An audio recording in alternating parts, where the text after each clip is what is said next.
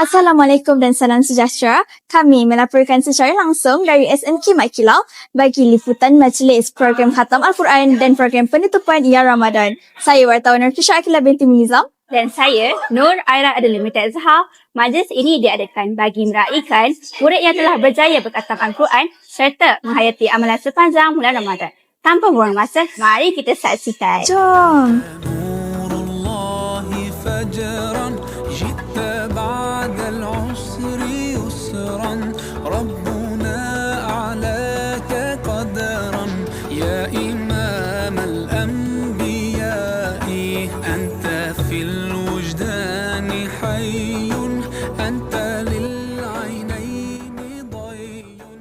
Ustazah, apakah harapan Ustazah tentang majlis khatam Al-Quran ini kepada murid? Baik, bismillahirrahmanirrahim. Alhamdulillah, apa yang Ustazah perhatikan daripada majlis khatam Al-Quran yang kita jalankan pada hari ini, Ustazah rasa cukup bersyukur kerana dia dapat berjalan dengan baik dan lancar mengikut apa yang telah kita rancang.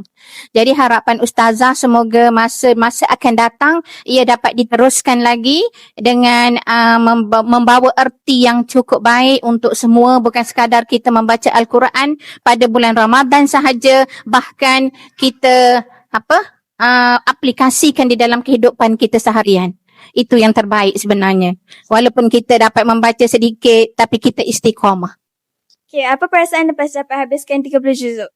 Perasaan saya sangat rasa gembira kerana dapat menghabiskan 30 juzuk dalam masa 1 bulan.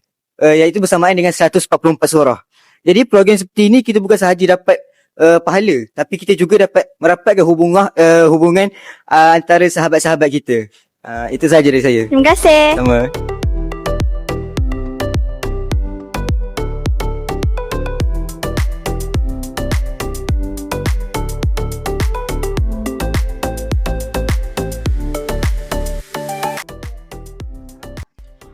Majlis penyampaian semangat kasih Ramadan ini diharapkan dapat membantu murid yang memerlukan dan memupuk sikap membantu di kalangan murid. Semoga program seperti ini dapat mengeratkan hubungan warga sekolah dan dapat menyemai nilai keprihatinan dalam kalangan murid. Saya Nur Baksana binti Arfijai. Saya Nataki Adani binti Anwar. Sekian laporan daripada kami TVPSS SMK Mat Kilau.